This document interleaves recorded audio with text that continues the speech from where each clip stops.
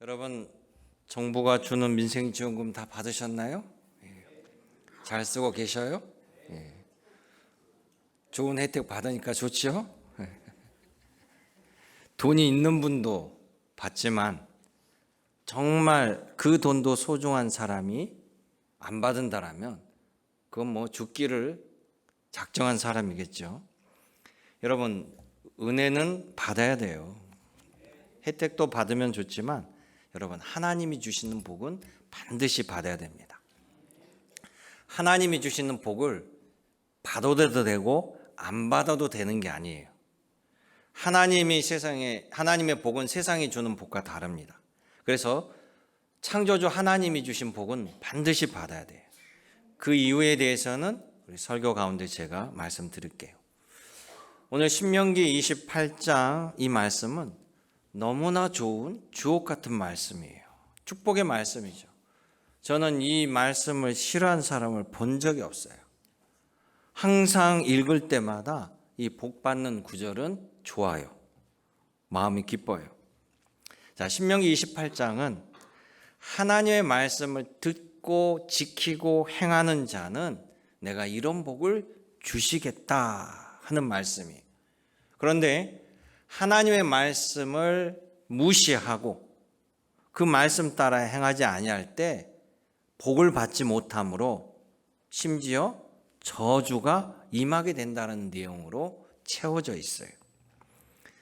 제가 이 축복의 구절 또 저주의 구절을 한번 세어봤어요. 그랬더니 축복의 구절이 14소절이 되고 저주의 구절이 54절이나 돼요. 저주가 40절이나 더 많아요. 이게 축복의 구절인데 왜 저주가 이렇게 많을까? 그 말은 절대 저주의 길로 가지 말고 복 받으라는 강한 어조가 담겨져 있어요. 그렇죠? 여러분, 부모님들이 자녀들에게 너 그거 하면 안 돼. 온갖 협박 다 하잖아요. 칭찬보다 그냥 갖은 협박을 하는 것은 제발 그거 하지 말라는 뜻이잖아요. 자, 그렇다면 이 신명기 28장을 보면 여기서 한 가지 생각해 볼 것은 우리가 복을 좋아하는데 복을 받으려면 먼저 복을 주시는 분에 대해서 정확히 알아야 됩니다. 만약 나는 묻지도 따지지도 않고 그냥 하나님이 주신 복은 다 받을래, 하나님의 복된 길로만 갈래 하신 분은 잘 믿고 있는 분이에요. 뭐 그런 사람에게는 그냥 그 길로만 잘 가면 돼요. 그런데 이 자리에 앉아 있지만 과연 하나님이 복을 가지고 계실까? 하나님이 그 복을 어떻게 주실까? 그 복을 나한테 주실까? 의심하는 사람도 있을 거예요. 우리 겉으로 볼 때는 다 몰라요. 다 믿음 있는 것처럼 보이지만 우리 각자 믿음의 차이가 있다는 걸 알아야 됩니다. 연세대학교 현직 물리학과 교수인 임성일 교수가 간증하는 걸 들었는데 이분이 1989년도에 미국으로 유학을 갑니다. 물리학도니까 과학도죠. 유학을 갔더니 한국 사람들이 그러는 거예요. 미국의 유학을 잘 정착하려면 교회에 나가야 됩니다. 교회에 가야 여러 가지 지원도 받고 안정되게 잘 정착할 수 있습니다. 그래서 교회를 갔대요. 그랬더니 먹여주고 챙겨주고 한국 음식으로 얼마나 친절하게 도와주는지 몰라요.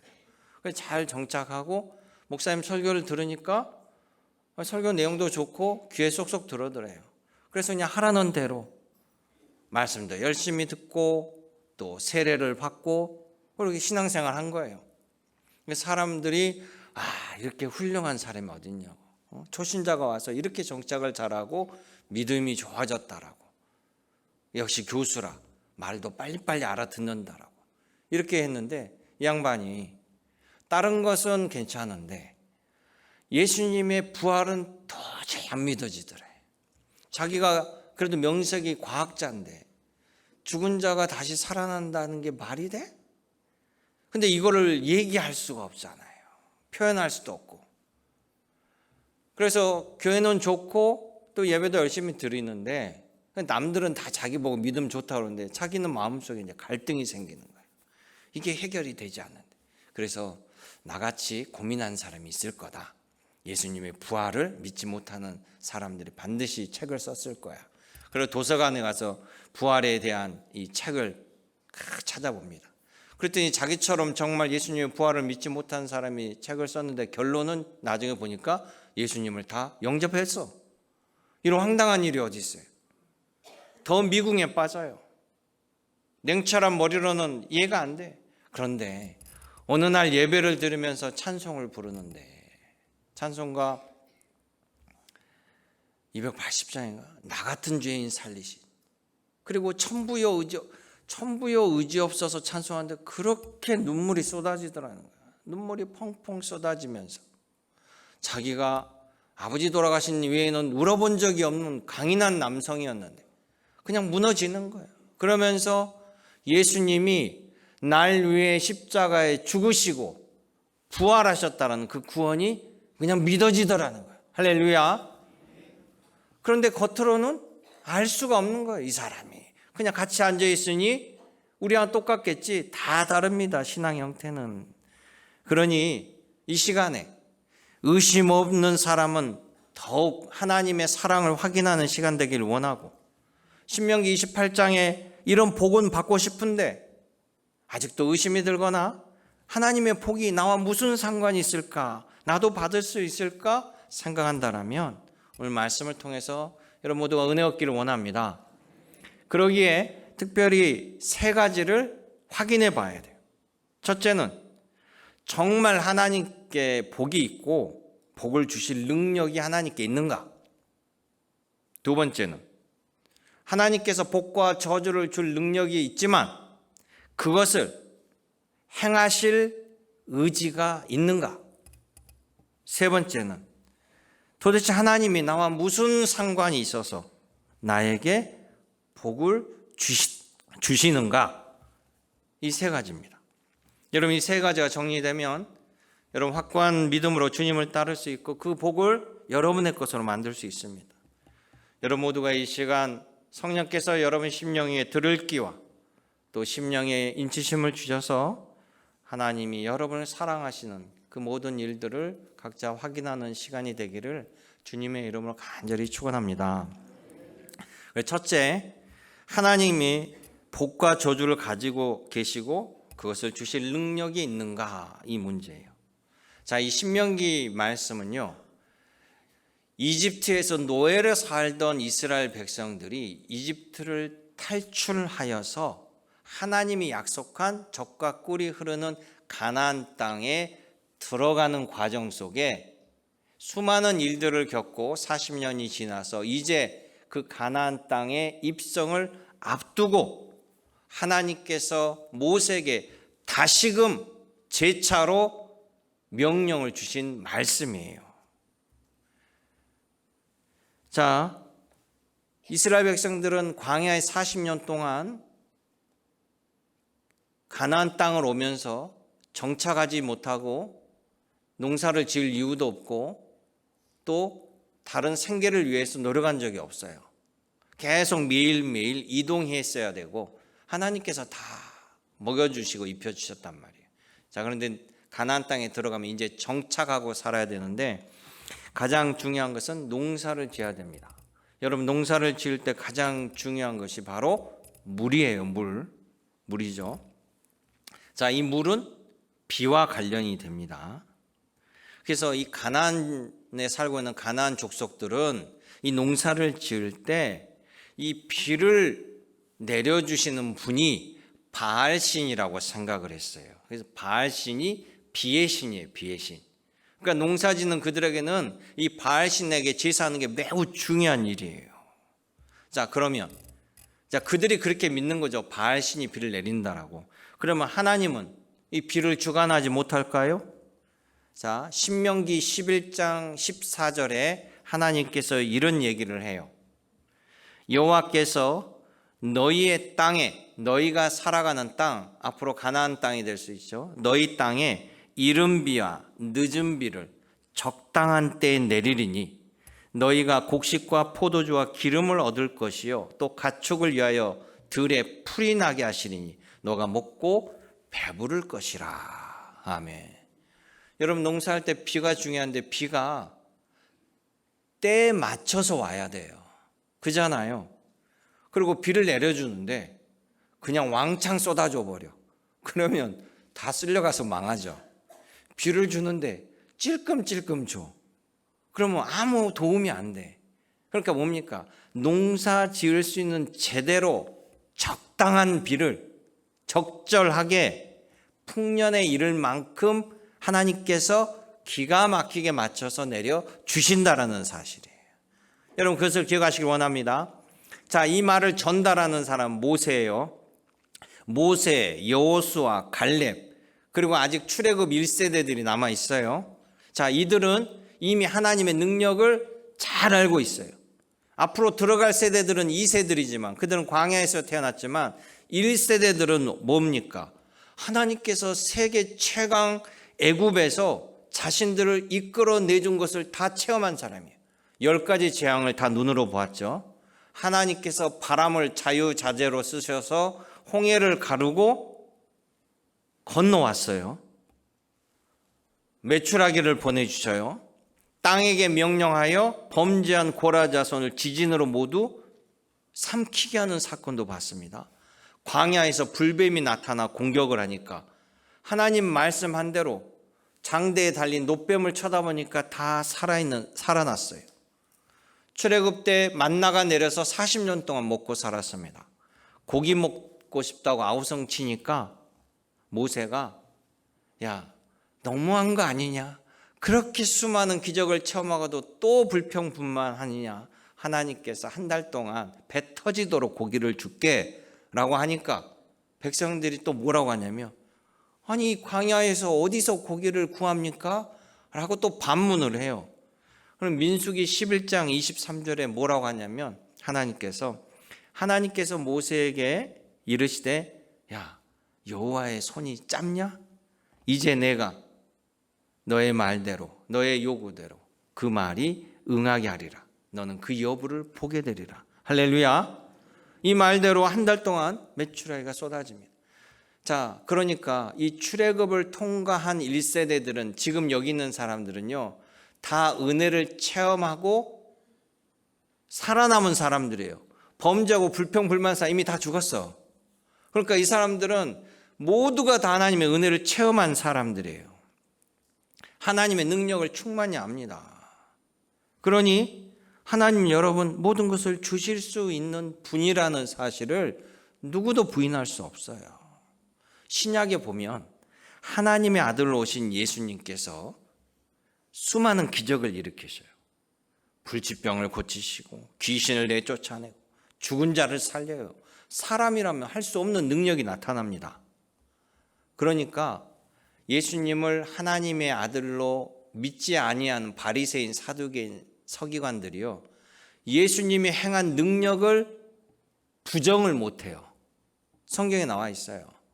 그들이 예수님이 하신 행적은 부정할 수 없고 하나님의 아들로 인정할 수는 없으니까 뭐라고 얘기하냐면 예수가 저 바알세붑 사단의 힘을 빌려 이 같은 능력을 행한다라고 말했다는 거예요.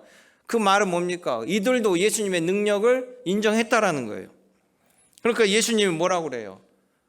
나를 못 믿겠거든. 내가 한 일을 보고 믿어라. 하나님이 아니고서는 이런 능력이 나타날 수 없다라고 말씀했어요. 하나님은 천지를 창조하시고 해와 달 온 우주를 창조하십니다. 안전병이도 고치시고 죽은 자도 살리시는 생명의 하나님이시고 무엇인들 하나님이 못하겠습니까? 무엇인들 없겠습니까? 무에서 유를 창조하신 분인데요. 하나님은 못하실 일이 없다라는 사실이에요. 그러기에 사랑하는 성도 여러분, 제품을 만든 사람의 설명서를 따르는 것이 그 제품을 잘 쓰는 길이에요. 여러분, 물건을 사면 사용 설명서 있잖아요. 거기에 이거 하지 마십시오. 이거 하면 고장납니다라고도 반드시 적어놔요. 이것을 잘 사용하는 방법도 있지만 이거 하면 이거 망가집니다. 그런데 그거 그대로 안 하고 망가질 짓만 하면 어떻게 돼요? 망가지잖아요. 하나님의 말씀을 따르는 것이 복이 있습니다. 여러분 그 복을 받으시기를 주님의 이름으로 축원합니다. 둘째는 하나님에게 복과 저주가 있어요. 그런데 과연 그것을 우리들에게 실행할 의지가 있으신가? 또 그렇게 해야 될 이유가 있으신가? 라는 문제예요. 여러분 부자가 돈이 많은 것과 부자가 그 돈으로 다른 이들에게 나눠주고 은혜를 베풀어 주는 것은 다른 문제예요. 자, 어떤 거지가 아무것도 없는 거지가 지금은 거지예요. 그런데 그럽니다. 야, 내가 부자가 되면 내 주변에 있는 모든 거지들을 다 없게 내가 전 재산을 거지들에게 나누어 줄 거야. 이렇게 말하면 믿어요, 안 믿어요? 뭐 줄 게 있어야 믿죠. 또 있는 이 사람이 이게 있다고 쳐요. 있다고 쳐서 그렇게 한다는 보장이 없어요. 그런데 부자가 돈이나 권력이 있는 분이 이런 말을 한다는 것은 의지가 있으면 되는 겁니다. 가지고 있기 때문에. 주고 안 주고는 이 사람의 의지에 달린 거예요. 여러분 우리나라 정치사를 보면요. 인간의 죄성을 보여주는 것 같아요. 대통령이 돼서 기업으로부터 수억의 뇌물을 받아요.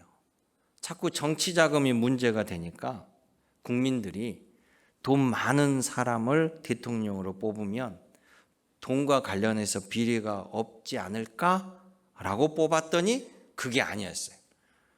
여러분 양 99마리 가진 사람이 한 마리를 더 빼어서 100을 채우는 거죠.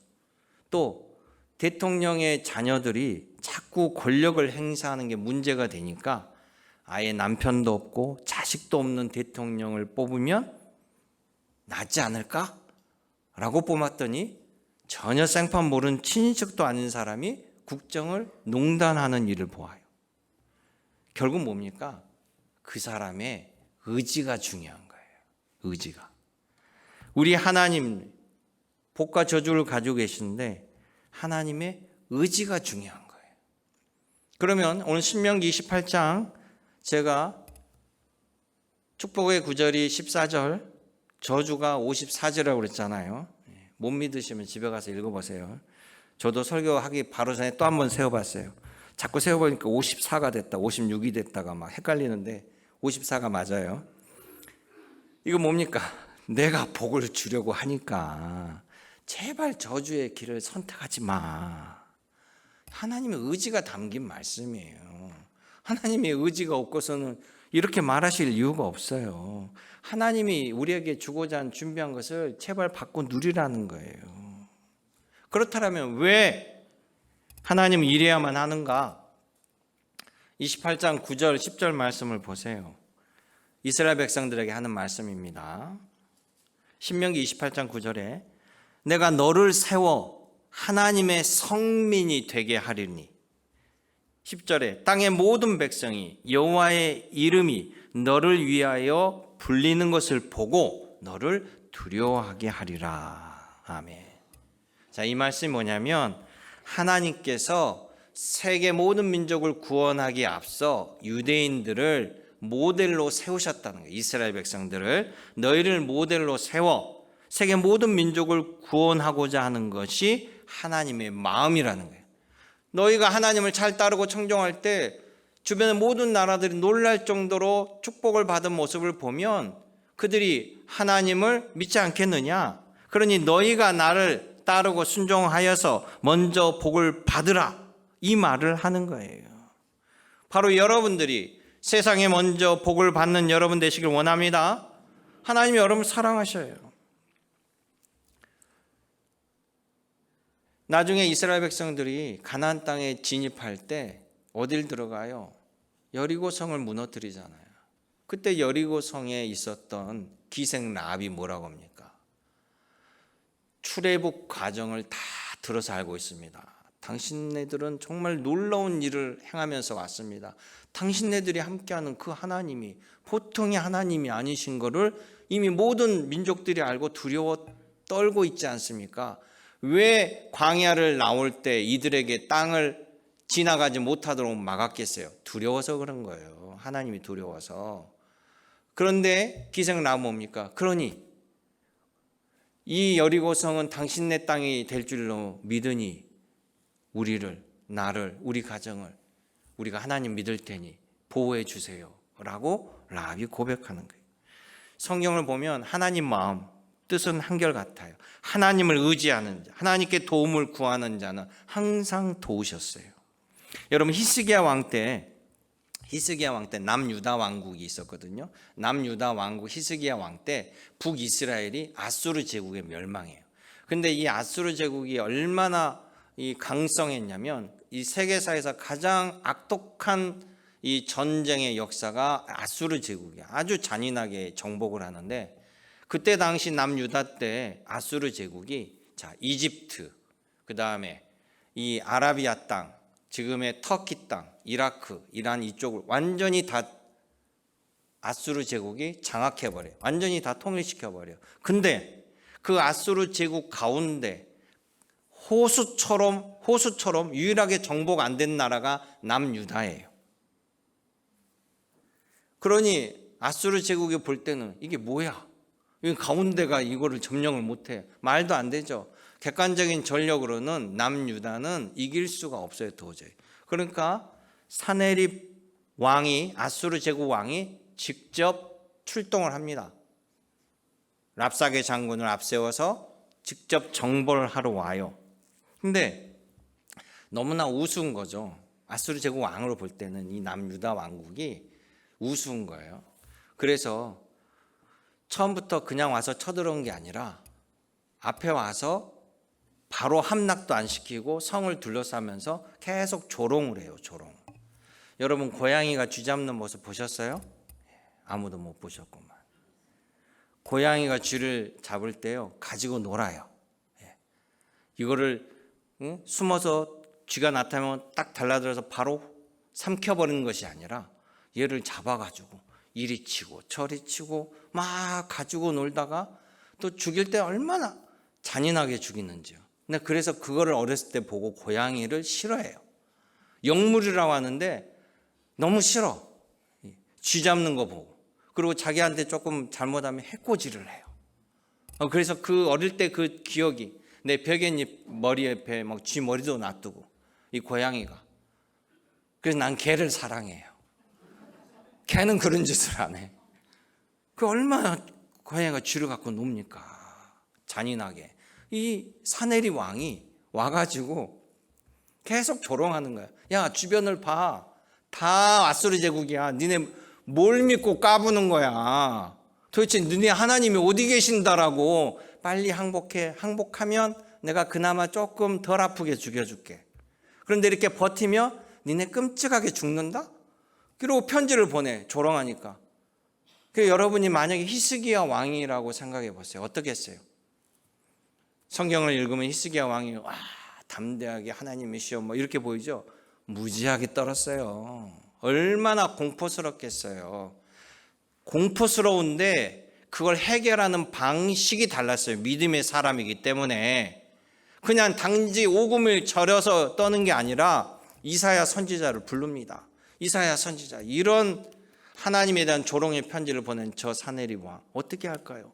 이사야 선지자가 당연히 하나님의 성전에 가서 기도해야죠. 그렇죠. 당신과 내가 함께 가서 기도하고 백성들에게 기도하라고 알립시다.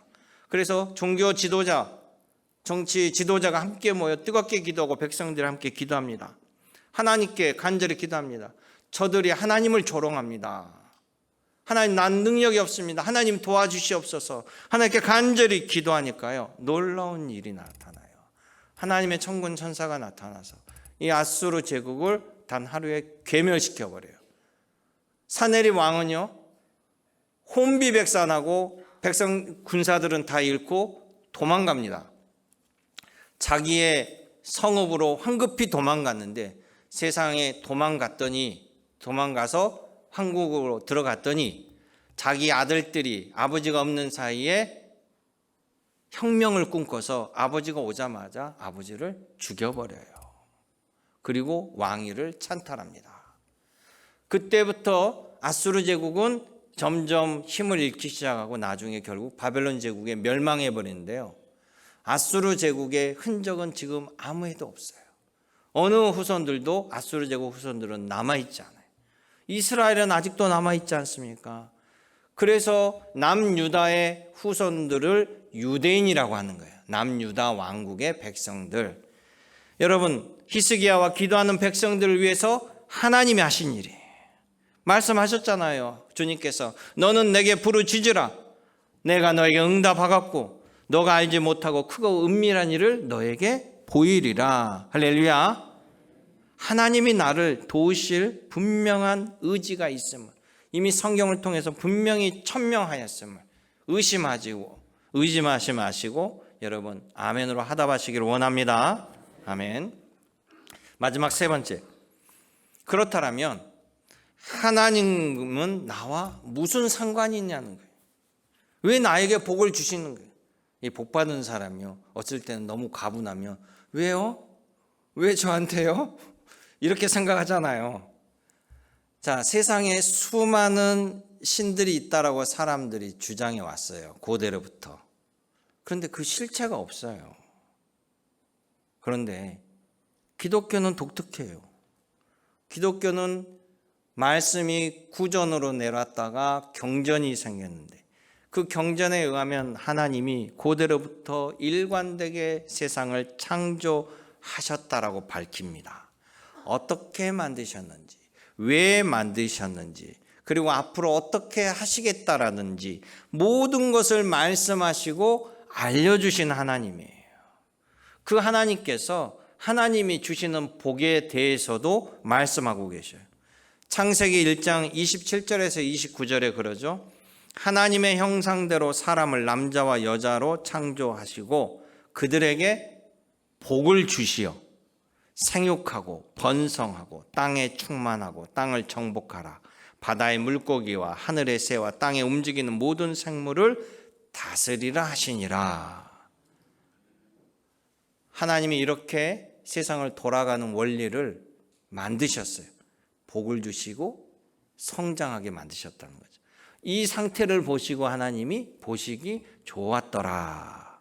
이 상태가 바로 성령 충만한 상태, 복이 충만한 상태, 성장하고 자라는 상태예요. 여러분, 전기 자동차 가지고 계신 분 있잖아요. 그 전기 자동차가 요즘에 보면 디자인도 멋지고 막 들어가면 디지털로 다 이렇게 막 멋있어요. 그런데 이 전기 자동차가 움직이려면 뭐가 있어야 돼요? 전기가 있어야 돼요. 축전지가 있어야 돼요. 그거 없으면 아무 소용 없어요. 여러분이 타고 다니는 내연기관 자동차라고 하는 그 자동차는 뭐가 있어야 돼요? 휘발유와 경유, 즉 오일이 있어야 돼요. 오일이 있어야만 이 차가 움직이는 거죠. 모든 핵심은 기름이에요. 우리가 이렇게 시원하게 예배를 드릴 수 있도록 에어컨을 돌릴 수 있는 거 전기가 있어야만 에어컨이 돌아갑니다. 우리를 밝혀주는 이 전구가 여러분 너무나 소중하잖아요. 어둠이 밝혀주니까. 그런데 이 전구는요, 전기가 없으면 무용지물이에요. 원위짝에도 쓰도 못해요. 전기가 핵심이에요. 이거 뭡니까? 세상에 돌아가는 원리가, 원동력이 하나님이 주시는 동력을 받아야 돼요. 이해하시죠? 그게 바로 복이에요, 복. 이 복이 이 모든 것을 작동하고 성장하고 자라고 생명을 풍성하게 만들어주는 것이에요. 그게 하나님의 복이에요. 이게 하나님이 세상을 창조하는 원리란 말이에요. 우리가 잘 살 수 있도록 하나님이 복을 주셔서 복을 받아야 돼요. 그러니까 받아도 되고 안 받아도 되는 게 아니에요. 받는 것이 필수예요. 단 인간은 기계가 아니니까 이 복을 안 받아도 살 수는 있어요. 그런데 잘 살 수가 없습니다. 복을 누릴 수가 없으니까 저주의 삶을 사는 거예요. 작물이 자라지 아니하고 열매를 맺을 수 없게 된다라는 거예요. 그러면 왜 하나님은 우리에게 잘 살도록 복을 주시는 걸까? 그건 단순합니다. 하나님이 우리를 지으셨기에 우리는 하나님의 자녀가 되는 거예요. 여러분, 부모가 자녀를 포기할 수 있습니까? 정상적인 부모라면 자녀를 반드시 좋은 길로 인도합니다. 옳은 길을 가르칩니다. 여러분, 열심히 돈 버는 이유가 뭐예요? 다 들어본 자녀 교육 위해서, 아니면 어떻게 해서 내 자녀들에게 한 푼이라도 넘겨주려고 그거 고민하고 노력하잖아요. 여러분, 제일 억울한 게 혹시 상속세 아니에요?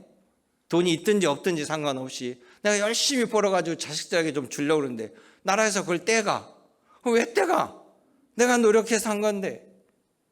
아니, 어마어마하게 부자들에게는 부의 균등한 배분을 위해서 상속세를 좀 걷어가는 것도 합당하지만, 아니, 서민들에게는 굳이 상속세를 뜯어가나 하는데 또 서민들에게는 그렇게 많지도 않아요.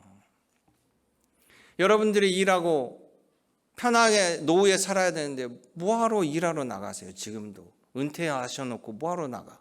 용돈이라도 벌어가지고 그냥 손주들 뭐 맛있는 것도 챙겨주고 자녀들 위해서 대부분 그래요.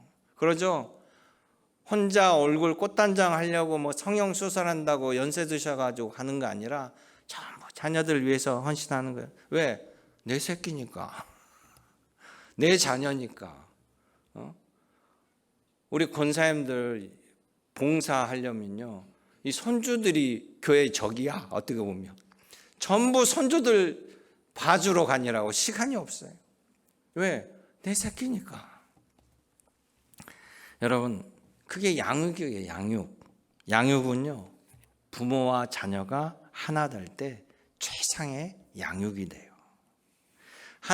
예수님은 하나님과 우리의 관계를 명료하게 해주셨습니다. 하나님은 너희의 아버지시니라.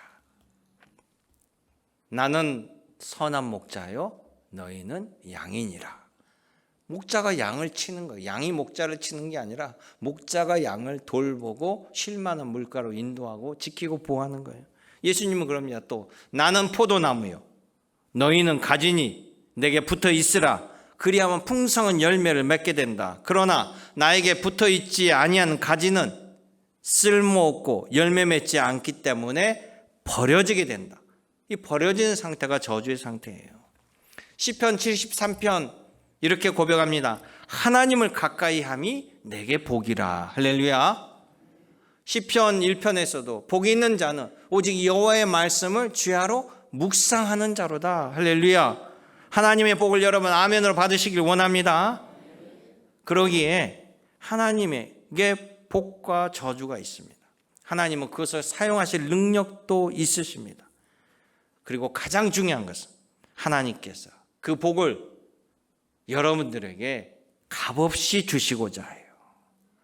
주를 앙망하는 자에게 부어주시고자 원하는 것이 우리를 사랑하시는 아버지 하나님 마음입니다. 하나님은 나를 지으신 아버지. 오늘도 주님과 함께 여러분 생명의 길, 은혜의 길을 가시고 주님이 주신 복을 받아서 여러분 모두 베품의 손길, 은혜의 손길, 축복의 가정이 되시기를 주님의 이름으로 축원합니다.